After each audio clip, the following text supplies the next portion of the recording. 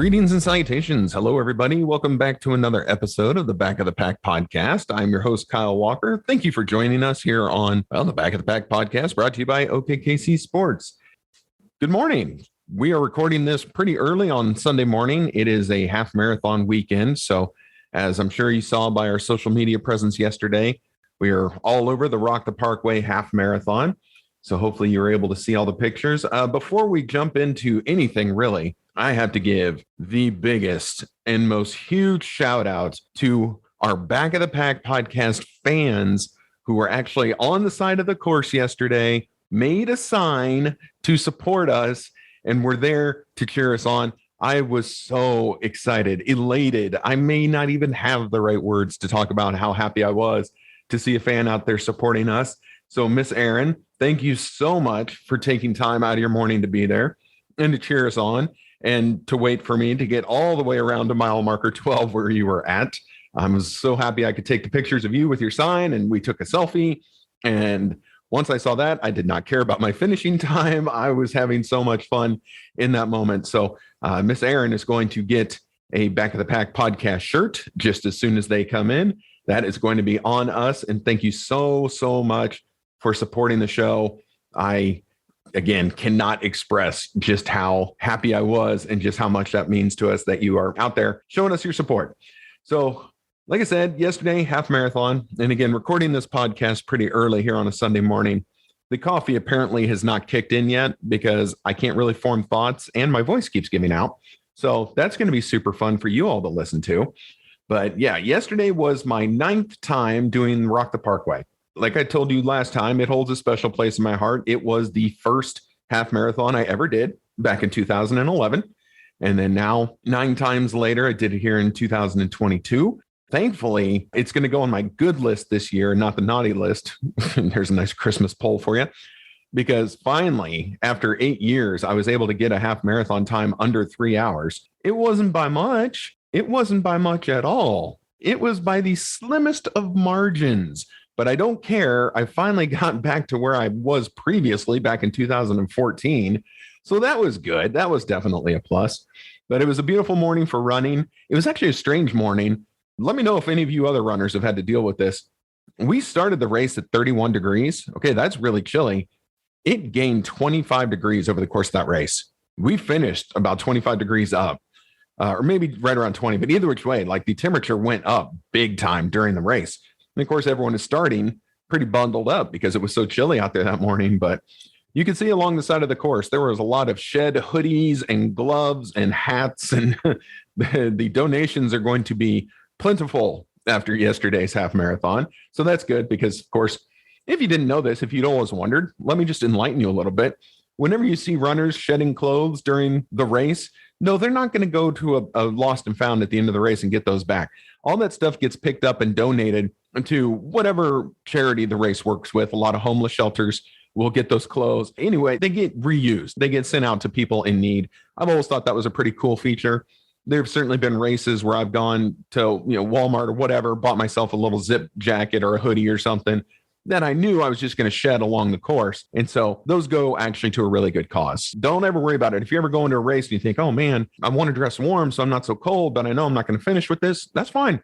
Throw it off on the side of the road, throw it at an aid station. It will get donated and reused and put to good use. So now you know.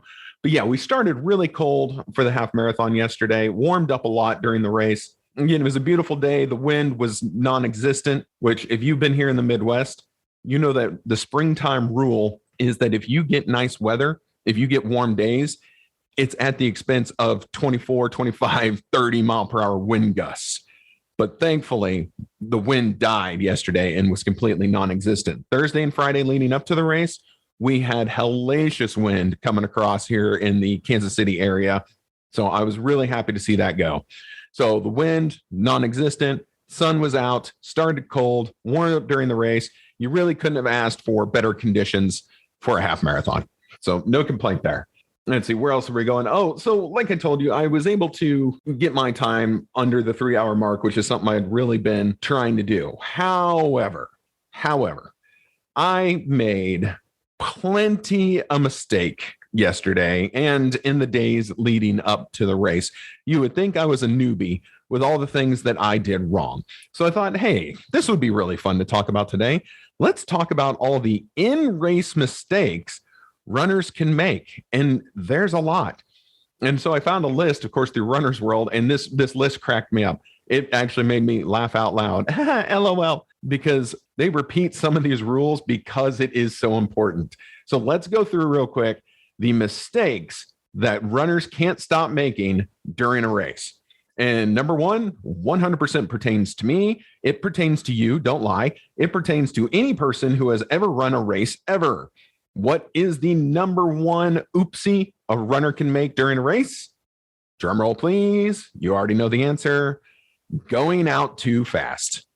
Yep. You get all excited. You're amped up. The adrenaline is pumping. They're getting you counted down. They fire the gun or blow the whistle or do whatever they're going to do. And zoom, we are flying and we're still flying. And then you get to a point and we're crashing and we're burning. That was me yesterday. In the starting chute, I happened to get just kind of bunched up near the 2:45 pace group. And again, I'm a guy chasing under 3 hours, come hook or crook. So the 2:45 pace group was not the place for me to get bunched up at. But because there were actually a lot of runners there, I think Rocket Parkway got it back to their 5,000 cap. I really couldn't move around much. I couldn't fall back. And so we get up to the starting line. It was a wave start. They start us. I get going. And hey, look at this. I'm actually hanging with the 2:45s. Yay, look at me go. 2:45, this, that, and the other. I'm running along. I'm doing my thing. I run into an old friend on the course who I haven't seen in a long time. I worked with her husband forever ago. And so I know that her husband and their daughter were running way up ahead. She was kind of in the back with me. So I'm talking to her for a little bit. And then, she goes on, does her thing. And all of a sudden we get to about mile marker, I don't know, 4.5. Well, not 4, but it was after mile marker 4 and before mile marker 5. And I realized that I had messed up. I had messed up greatly by trying to keep up with the 2:45s, even for those 4.5, 5 miles. That was a huge mistake. So all of a sudden, boom, I'm starting to crash. We'll get into what happened the rest of the race later. But here's number 2. Forgetting the body glide is another in-race mistake that people can make. I don't know if you use it or not. I definitely use it on the bottom of my feet and on my toes because I don't like blisters. Blisters are not my friend. So yeah, the body glide is a big thing. Overdressing, we kind of just touched on that a few minutes ago. Overdressing is a huge deal. If you overdress and you're not willing to shed your layers, if you don't want to lose the hoodie that you're wearing or throw something off on the side of the course, overheating and overdressing can really have a big effect on your race. Believe me, I've been there. Another one is not warming up. So, you roll out of the car, maybe you stay in the car to hide from the cold for a while, and you just hustle right down to the start line and boom, you go. Not warming up is a big deal. Now, I am not one of those people that you're going to see running up and down the street trying to get warmed up for a race. I can't do that. I need all my energy and all the miles for my feet to actually get through the race. So I'm not a big pre-race runner, but definitely stretching. I try and stretch and maybe jump around a little bit in place to get warmed up. And that's another one where yesterday I mildly failed. I didn't get to warm up very much. I stretched a little bit, but my legs definitely started cold. And then another mistake, of course, in the same vein, skipping the stretching. So skipping stretching, never a good thing. And then here's one for the night before. It says the new burrito joint the night before an important workout or race. Yeah, we've talked about that before. The diet leading up to a race is a big deal. Forgetting sunscreen is listed on here. The sun can definitely take it out of you. I learned that back in 2019 when I did Grandma's Marathon up in Duluth, Minnesota. So it was very cool up in Duluth, Minnesota, even though it was in June. The race start was very cool. I don't think it got out of the 40s or 50s the day I ran the race, but it was perfectly sunny. Like there wasn't a cloud in the sky. So I was out there for a full marathon, again, feeling cool, but getting burnt to a crisp because that sun was beating down. It was still June, like the June sun, closer to the earth and whatnot. It's still summertime and that thing fried me. But again, I never felt that hot because it was a cool day. Minnesota's weird. Number 8, this is going to sound familiar. Going out too fast again. So hitting the wall once just wasn't enough. So, yep, that's going to be a recurring theme, the going out too fast. Number 9, we've talked about this before, using negative self-talk. That's definitely something I have to deal with on almost every one of my runs. My problem, and I really talked to myself about this before the race yesterday, and I still have the same problem. I will get in my own head during a race. I will start analyzing everything. You should normally analyze your run after, when it's done. You can kind of go back and think about, oh, I should have done this differently, or I should have done that, or this worked out great, or oh, I'm going to do that again. No, I feel like I am analyzing every step I take. And that's actually not good, because not only are you physically exerting yourself, well, now you're also mentally exerting yourself. And you can, either with negative talk or over analyzing, you can kind of take yourself mentally out of a race, which is just as bad as taking yourself physically out of a race. Let's see. Next one, running too hard on easy days. That's not really an in-race thing, but it's certainly something that can lead to a bad race, is running too hard on the days you're not supposed to. And then we talked about this one, cramming for a race. Yeah, that's me. When you've got a long race coming up and you're supposed to be tapering, yet you're still out there running other races or running long miles, just trying to somehow get your body ready for a race. And while it's good to put more miles on your body, like I'm never going to tell you not to do that, you're taking away rest from your muscles and from your legs and from everything that you're going to need to complete your race. Another error is not charging your phone or GPS. Not many of us deal with that anymore. I think we're all pretty much on top of that. Pushing through an injury. This is a big one. If you get injured during a race, and I have myself, pushing through the race and still finishing can oftentimes lead to further injury. Now, I had this, what year was it? It was a while ago. It was a few years back, but I suffered a hip injury during a half marathon, and it was part of this same 3-part series that I'm in right now. And so I finished that race, and then I went on to the next one in the series, and it was one of my worst ones ever, because my hip, I never gave it time to heal. I didn't do anything to help it get better, and I just started running again, and it did not work out well. So as much as we runners like to ignore injury, pushing through one can absolutely hurt you.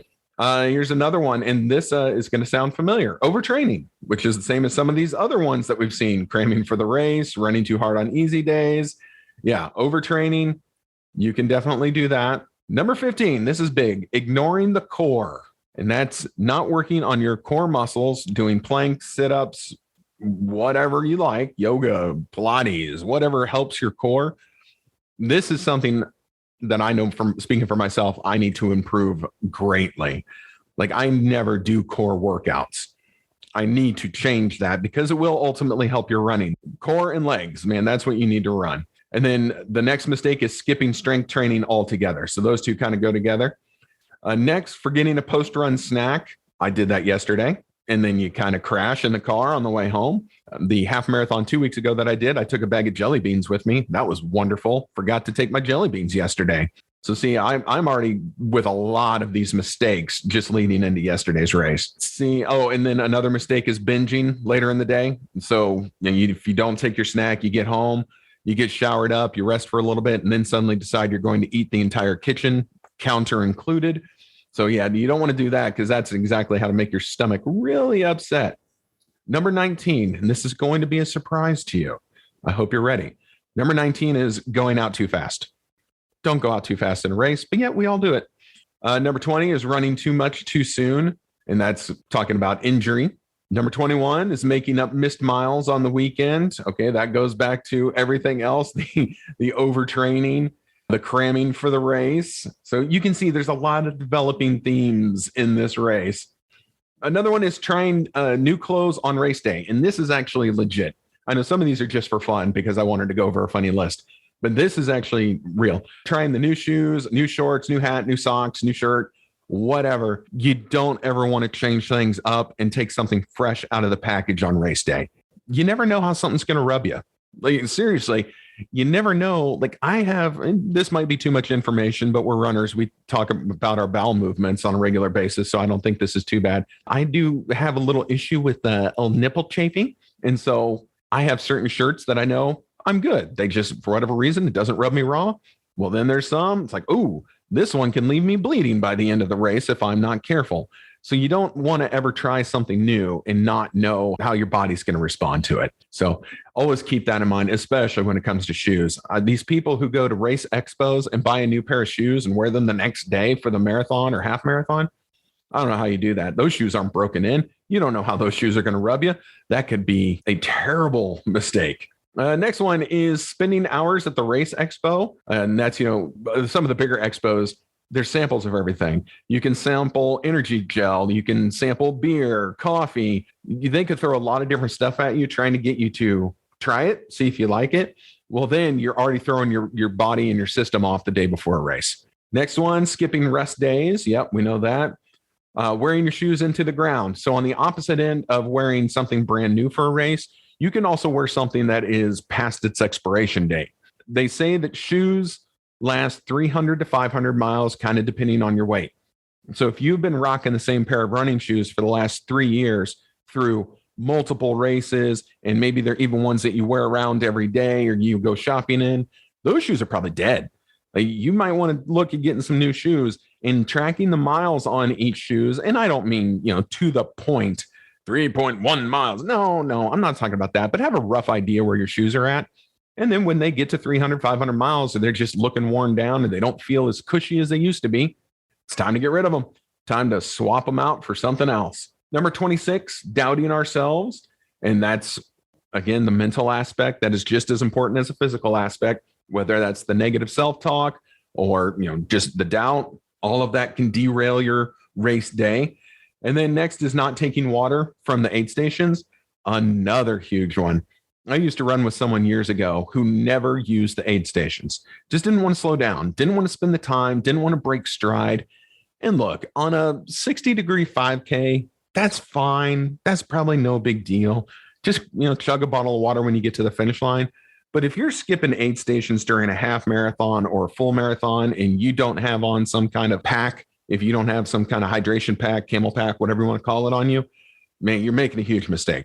Because once dehydration hits you, you're not going to recover with a little Dixie cup of water along the course. You need to take from every aid station. What I do, because most of the races down here, and again, but just sharing my thoughts. What I do is every aid station has a Gatorade and a water. So I take one of each. I start with the Gatorade, slug that down, take my water, kind of wash down the flavor of the Gatorade. I'm hydrated, and I know that either in a mile and a half or in 2 miles, I'm going to do it all over again, and I will stay hydrated throughout the race. And then let's see, next one is not practicing on your fueling strategy. Another big one. If you are someone who needs in-race fuel, whether that be the gel or the energy beans or the little, almost like fruit snacks, if that's something you need during a race, you have to practice with that. You have to actually practice, find out when you need it. I need it every 3 miles. I need it every 5 miles. I need it just at the quarter points. It's, 6, 13, 20, and then I'm done. Whatever the case might be, you have to practice with those. Or again, you can throw your body off during a race if you just suddenly and magically start forcing these caffeine fueled energy things down your throat. So let's see. Next one, doing group workouts on recovery days. That's preference. Always heading out on the same route. Definitely a problem that I have is going and doing the same runs over and over and over again. Your body will get used to those runs. It'll get used to the hills. It'll get used to where you always slow it down and walk or where you change your pace. Your body's going to get used to it. And then all of a sudden, you're going to be doing it without thinking about it. Your stamina might be going up and you may be getting stronger, but yet you're still going to walk the same hill because you always walk that hill. And then you jog down the backside of it. Your body and your mind will just get numb to these routes if you don't change them up. And again, I am as guilty as anyone on this one because I have my 3 routes around my house. And again, my mind already mentally knows all of them. And my body just responds like, oh, this is the part where we slow down. Okay, well, maybe I don't need to, or maybe I need to push it to kind of help improve. Another one, big one, big one, comparing ourselves to other runners. Yeah, that one's bad. Yeah, comparing yourself to another runner, never good. Always remember, this is your race. You run this race how you see fit and how you want to run it. Do not look at the person next to you and be like, oh, I'm going to beat this person. And look, this is going to sound so shallow, but I'm going to be honest with you. if I'm running along and I come up on someone or they come from behind me or, however they pass me or I pass them, if I look and think, man, I'm in better shape than that guy, or look at that guy, he doesn't, he probably weighs more than me, or, you make that snap physical decision on someone. And then all of a sudden it becomes a competition. Oh, well, I can't let a guy like that, finish in front of me. That's terrible. And I talk myself out of it real quick. I hate that the thought even pops into my head. But honestly, I will look at a person and be like, no, I can't lose to this. And that's terrible. So comparing ourselves to other runners is never good. Next is back to the shoes before a race. You need to know what you're in, how it fits, how it rubs against your feet, everything. This one, poorly timing our pre-race bathroom break. I would love to say, use the restroom right before they fire the start gun. But at like yesterday's race, the lines for the restrooms were a mile long. Like everyone gets to a race and immediately jumps in line for the porta potties. So yeah, you have to time your pre-race restroom break pretty well. Either get to the race early and hit the porta potty early, wait until the last minute before you leave the home, or hit the gas station on the way to the race. But either which way, it is hugely important that all of us runners get our bathroom break before the race starts. Next is being a slave to our training plan. Again, that kind of goes along with some of the other stuff we've talked about. I'm not going to harp on that. Number 35, not sleeping enough. Yep, that's another big one. It's hard to sleep the night before the race, but how about the week before? You can get enough rest in you that even if you don't sleep great the night before the race, you're still okay. You're still going to be plenty rested. If you're out there, your schedule is crazy, you're burning the candle at both ends, then it's going to hurt you come race morning. Even when you're just having trouble getting out of bed to get ready to go to the race, that's going to be a big problem. And then number 36, prepare yourselves, going out too fast. So number 36 and number 37 are both going out too fast. The single worst mistake you can make during a race is going out too fast. So that is just kind of some in-race errors and mistakes that we all have made, will make, will continue to make, we'll try and work on, but may not be perfect at. So there we go. That's that. Just to keep you updated kind of on what's going on with us, just because I got asked yesterday, again, because I love seeing fan of the show alongside of the course. If you go to our Facebook page, and we do have a Facebook page, you can find it at Back of the Pack Podcast. I will keep updating on kind of what's coming up in the schedule for the podcast. So we did Rock the Parkway Half Marathon. The next one is going to be, and this is just a 5K, it's in Independence, Missouri. The Accept Zero 5K is on Saturday, April 23rd. It's in the morning. So I will be at that. However, I will not be in my podcast gear, which I'm sure you saw a picture of on social media. This is an event to help combat suicide. And one of my other projects that I do is I'm a co-founder and member of the leadership team for Team Fidelis, which our goal is to end the epidemic of veteran suicide. And so Team Fidelis and myself will be out at the Accept Zero 5K on April 23rd. So if you're in Independence, Missouri, please come out, say hello, run the race. You can register under Team Fidelis and get a little bit of a discount on the registration if you want to sign up last minute. And then on Sunday, April 24th, I will be in Corporate Woods, which is in Overland Park, Kansas, for Noah's Bandage Run. You might have previously known this as Noah's Crown Town when it was associated with the Kansas City Royals. Now they're doing their own thing. It's Noah's Bandage Project. Just another 5K on Sunday, April 24th. So you can join us out there. There I'll be back in my Back of the Pack attire. So look for the teal shirt and the bright bandana, and you'll probably find me. Other than that, the Kansas City Corporate Challenge 5K, I'm doing that for my bank that I work for. After that is the Outpacing Melanoma 5K on May 1st. 5K for Health benefiting Cass County is coming up. That's way out in the sticks in Belton, Missouri. And then our next half marathon is the Running with the Cows half marathon in Bucyrus, Kansas. Now, I know if you're not from around here, you were thinking I'm speaking Greek with all these locations that you've never heard of. If you are here in town, you guys probably know. If you've done Running with the Cows, Bucyrus, Kansas is a beautiful little town that's just, kind of on the outskirts of our Kansas City area. But the whole town comes out for that race. I love Running with the Cows. It's one of my favorite races. So I can't wait to get back out there and do that. Again, they're very nice people. They have one of the best post-race spreads of food that you could hope for. You eat well after that race. That is for sure. And then just to round things out, going the distance for brain injury run, formerly the Amy Thompson run, doing the 10K on Memorial Day, Hospital Hill run in downtown Kansas City, Missouri on June 4th, another half marathon. And then on June 11th, Heroes for Hospice 5K. So that's everything coming up for us. I hope you will join us at any of the races. I'd love to see you guys out there. Again, just find me before the race. I'm really easy to spot in my bright colors. And I would love to just say hello and meet you. And yeah, sign up for another full marathon. That's going to come up in November. So we're going to actually talk to the folks from the Loggerhead Marathon, which is in Ottawa, Kansas. I reached out to them. They would love to come on the show. We've got a few other people who are going to be coming on as well. Hope on the Hill. I talked to them and I met their race director, Will, actually just yesterday at the race. They're going to come on and talk about their race. So we've got a few people who are kind of excited to work with us and talk with us. And so it won't just be listening to me. We're going to get some other people on the show that are going to talk about the races, talk about their charities, and just keep everyone here in the Kansas City running area up to date on what's going on, what they're doing, and how you can help. So a lot of really cool stuff coming up for the podcast as we are in spring running season and really just getting into the whole 2022 running season, which now for me is going to extend all the way through Thanksgiving, as on November 20th is the marathon I just signed up for, the Loggerhead in Ottawa, Kansas. So there's a lot going on. There's going to be a lot to talk about. And again, I can't thank you all enough for your support. I really appreciate it. Thank you for listening to me ramble through this episode, only half caffeinated. We're going to work on getting all the way caffeinated as soon as I hit done on this recording.